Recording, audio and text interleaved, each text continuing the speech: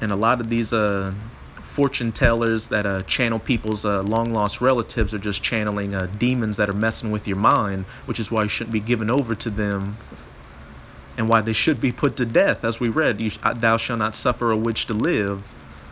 This day marked the end of the summer and the harvest and the beginning of the dark, cold winter, a time of year that was often associated with human death. Celts believed that on the night before the new year, the boundary between the worlds of the living and the dead became blurred. On the night of October 31st, they celebrated Samhain, which it was believed that the ghosts of the dead returned to the earth. So it is definitely not a coincidence that people have always dressed up as ghosts on this day. Some Celts wanted to avoid the spirits that would roam about on Samhain, some wanted to appease them, but others actually wanted to contact them so that they could make predictions about the future. Here's more from the History Channel. In addition to causing trouble and damaging crops, Celts thought that the presence of the otherworldly spirits made it easier for the Druids or Celtic priests to make predictions about the future. For a people entirely dependent on the volatile natural world, these prophecies were an important source of comfort and direction during the long, dark winter. Furthermore, with these fortune tellers we have today, they just mess with your mind with those tarot cards. All they do is really tell you what you want to hear, what those demons would tell you what you want to hear. They don't tell you about what the men of the Lord tell you, that this wicked kingdom is going to come to an end and be destroyed with nuclear missiles, or that if you are given over to these wicked practices such as Halloween or what have you, that you're going to get put to death. To commemorate the event, Druids built huge sacred bonfires where the people gathered to burn crops and animals as sacrifices to the Celtic deities. During the celebration, the Celts wore costumes typically consisting of animal heads and skins and attempted to tell each other's fortunes. In addition to divination, some wore masks and costumes because they believed that it would give them spiritual power. In other words, people would dress up like an animal or even a spiritual entity in order to absorb the power of that animal or spiritual entity. Halloween masks and costumes were used to hide one's attendance at pagan festivals, as in traditional shamanism, mediated by a witch doctor or pagan priest, and other forms of animism to change the personality of the wearer to allow for communication with the spirit world. Here, the costumes could be worn to ward off evil spirits. On the other hand, the costume wearer might use a mask to try to attract and absorb the power of an animal represented by the mask and costume worn. According to the scenario, Halloween costumes may have originated with the Celtic Druid ceremonial participants who wore animal heads and skins to acquire the strength of a particular animal. And since America is that well-favored harlot today, that reincarnated spiritual Sodom in Egypt, they're rocking on this same vibration. And you got to think, you got people out here, women dressing like sexy witches or sexy doctors, or pretty much dressing like whores, or men dressing like serial killers such as Jason Voorhees, or invoking those spirits of that vibration. You got to put it all in a modern sense. So these people just get further bugged out thinking they're having innocent fun, but in actuality, they're channeling demons.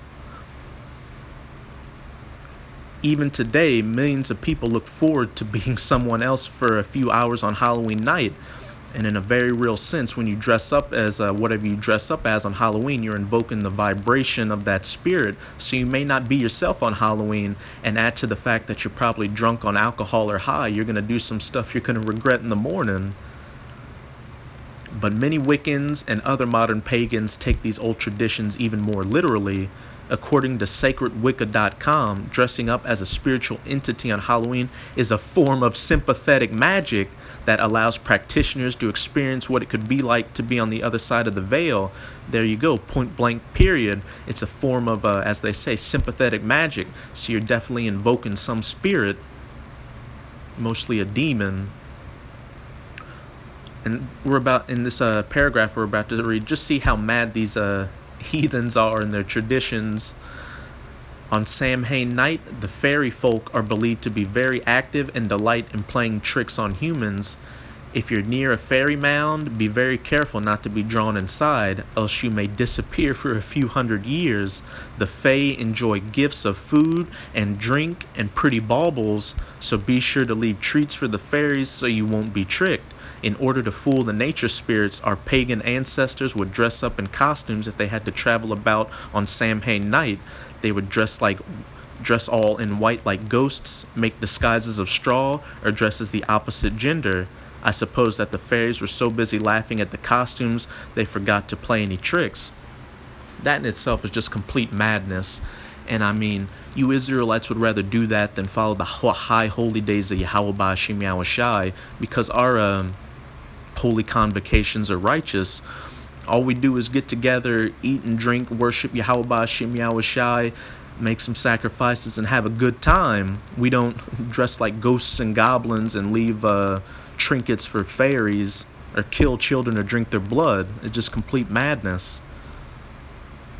Another school of thought regarding dressing up at Samhain has a much more spiritual basis.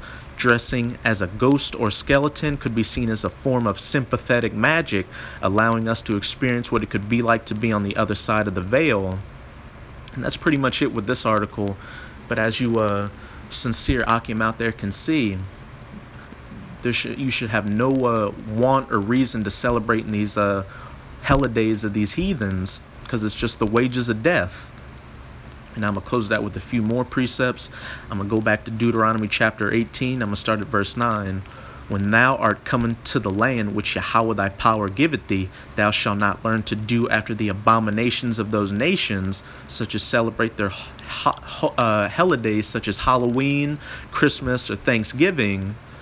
There shall not be found among you any that maketh his son or his daughter to pass through the fire, or that useth divination, or an observer of the times, or an enchanter, or a witch, which we know we shall not suffer a witch to live, or a charmer, or a consulter with familiar spirits, or a wizard, or a necromancer. So pretty much a magician, a fortune teller, a tarot card reader, or what have you, because you're just invoking demonic spirits on the left-hand side that are going to bug you out and further lead you away from Yahweh Ba'ashim Yahushai, which we can clearly see, as I keep saying again today, with you jakes giving into all these philosophies of this world, worshiping celebrities, making your kids dress up on Halloween, or what have you.